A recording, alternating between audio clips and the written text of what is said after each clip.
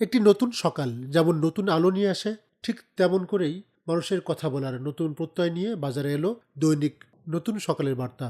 সত্যের প্রতি দায়বদ্ধতা, সাহসী উচ্চারণ আর দায়িত্বশীল সাংবাদিকতার অঙ্গীকারকে সামনে রেখে শনিবার পাঠকের হাতে পৌঁছেছে এই নতুন গণমাধ্যমটি। খবরের কাগজের সীমা পেরিয়ে মানুষের জীবন, স্বপ্ন ও বাস্তবতার সঙ্গে যুক্ত হওয়ার বাসনা নিয়েই এই পথচলা। নীরব মানুষের কণ্ঠস্বর হয়ে উঠতে, উপেক্ষিত জনপদের কথা তুলে ধরতে এবং চাপা পড়ে থাকা সত্যকে সাহসের সঙ্গে প্রকাশ করতেই নতুন সকালের বার্তার যাত্রা। যে মানুষটি প্রতিদিন কথা বলতে পারে না, যে এলাকার খবর আলোয় আসে না, এই পত্রিকা তাদের জন্য একটি নির্ভরযোগ্য শব্দ হয়ে উঠতে চায়। ক্ষমতার মুখপাত্র নয়, বরং মানুষের পাশে দাঁড়িয়ে সত্যকে সামনে আনার প্রত্যয় এর মূল শক্তি। সবার কথা বলে স্লোগানে 10 জানুয়ারি শনিবার সকালে যশোর প্রেস ক্লাব মিলনায়তনে প্রকাশনা উদ্বোধনী অনুষ্ঠানের আয়োজন করা হয়। এতে প্রধান অতিথি হিসেবে উপস্থিত থেকে পত্রিকাটির আনুষ্ঠানিক উদ্বোধন ঘোষণা করেন আদ্দিন ফাউন্ডেশনের নির্বাহী পরিচালক ও আকিজ গ্রুপের চেয়ারম্যান ডাক্তার শেখ মহিউদ্দিন। উদ্বোধনী সংখ্যার মোড়ক উন্মোচনের মাধ্যমে পত্রিকাটির যাত্রা সূচনা করা হয়। প্রধান অতিথি ডাক্তার শেখ মহিউদ্দিন তার বক্তব্যে বলেন, সংবাদপত্র মজলুমের পক্ষে না থাকলে সেই পত্রিকা থেকে মানুষ মুখ ফিরে নেয়। তাই সকল গণমাধ্যমের উচিত মজলুমের পক্ষে থাকা। যদি কোনো মানুষ সত্যি সত্যি মজলুমের পক্ষে দাঁড়ায়, একদিন না একদিন তার ভাগ্যের পরিবর্তন হবে, এবং সেই মজলুমের পক্ষে হতে হবে আল্লাহর জন্যে, আল্লাহ পাককে খুশি করার জন্য, ব্যক্তিগত স্বাচ্ছন্দ্য নয় বা অন্য কোনো কারণ। যে সকালের বার্তা নিয়ে আসতে চাচ্ছে, সেই সকালের বার্তার যদি যারা এখানে কাজ করবেন, বিশেষ করে তার মাথা খুব ইম্পর্টেন্ট। মাথা যদি শক্ত না থাকে, সে সংবাদপত্র বলবে, ফট করে ফোন করে বলে দেবে এই পত্রিকাটা, নিউজটা বন্ধ করে দাও, শেষ, পত্রিকা শেষ। সাংবাদিকদের আগে প্রতিজ্ঞাবদ্ধ হতে হবে যে এই পত্রিকা যারা বের করছেন তাদের আগে প্রতিজ্ঞাবদ্ধ হতে হবে যে আমরা এইটার যারা মজলুমের পক্ষে থাকবে, আমরা মজলুমদের পক্ষে আছি, আমরা কাউকে ভয় করি না, আমরা শুধুমাত্র আল্লাহকে ভয় করি। অনুষ্ঠানে সভাপতিত্ব করেন পত্রিকার প্রকাশক, বিশিষ্ট ব্যবসায়ী ইঞ্জিনিয়ার তৈয়বুর রহমান। তিনি তার বক্তব্যে বলেন, আমরা আজকের নতুন স্বাধীনতার আলোকে আজকের এই নামটাও আমরা দিয়েছি নতুন সকালের বার্তা, এই কথায় যে এই স্বাধীনতা যে বার্তা নিয়ে এসছে সেই বার্তাই আমরা প্রকাশ করব।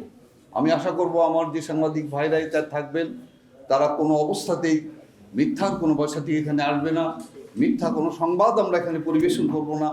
প্রকাশক হিসাবে যদি আমি এর সাথে জড়িত হয়ে যাই, তাহলে আল্লাহ রাব্বুল আলামিনের কাছে আমি কোনো জবাব দিতে পারবো না। বিশেষ অতিথির বক্তৃতা করেন দৈনিক কল্যাণ সম্পাদক ও যশোর সংবাদপত্র পরিষদের সভাপতি একরামউদ্দৌলা।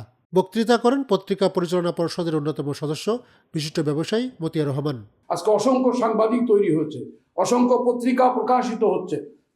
আমি মনে করি এই ভিড়ে সকালের বার্তা সুন্দর বার্তা নিয়ে এগিয়ে যাবে।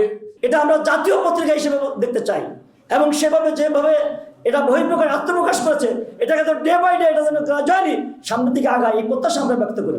পত্রিকার বিশেষ প্রতিনিধি তরিকুল ইসলাম তারেকের পরিচালনায় স্বাগত বক্তৃতা করেন ভারপ্রাপ্ত সম্পাদক এম আইয়ুব। এটি নির্দিষ্ট কোনো পক্ষের মুখপত্র না, এটি আমজনতা, বিভিন্ন শ্রেণী পেশার মানুষ, সমাজে যাদের কথা কেউ ভাবে না, যাদের কথা কেউ বলে না, নির্যাতিত, নিপীড়িত, অত্যাচারিত মজলুম মানুষের কথা বলার জন্য আমরা দৈনিক নতুন সকালের বার্তা তৈরি করতে যাচ্ছি। আমরা আপনাদের সহযোগিতা চাই। শুভেচ্ছা জানিয়ে বক্তব্য রাখেন দৈনিক সমাজের কথার ভারপ্রাপ্ত সম্পাদক আমিনুর রহমান মামুন, সাংবাদিক ইউনিয়ন যশোরের সভাপতি আকরামুজ্জামান, সাধারণ সম্পাদক S M Farhad, press club যশোরের সাবেক যুগ্ম সম্পাদক সাইফুল ইসলাম সজল, জেলা সাংবাদিক ইউনিয়নের সাধারণ সম্পাদক দেওয়ান মোর্শেদ আলম, সাংবাদিক ইউনিয়ন যশোরের সাবেক সভাপতি শহীদ জয় ও সাবেক সাধারণ সম্পাদক তৌহিদ জামান। আপনারা যদি এই পত্রিকাটি গণমানুষের পত্রিকায় পরিণত করতে চান, যশোরের সংবাদপত্র জগতে শক্ত অবস্থান দিয়ে টিকে থাকতে চান, তাহলে শুরু থেকেই এই সংবাদপত্রের পিছনে আপনাদের নজর রাখতে হবে। পত্রিকাটির হেড পেজ দেখে এবং ছাপা দেখে আমার কাছে এত ভালো লেগেছে যে সত্যি মনটা লেগে গেছে। এই পত্রিকার মাধ্যমে যশোরের সম্ভাবনা, যশোরের উন্নয়ন, যশোরের মানুষের কথা বলবে।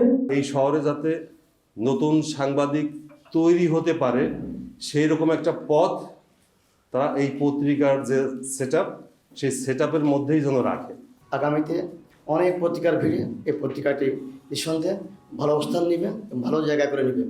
এই পত্রিকার চলার পর সুন্দর হোক, সুগম হোক, সার্থক হোক।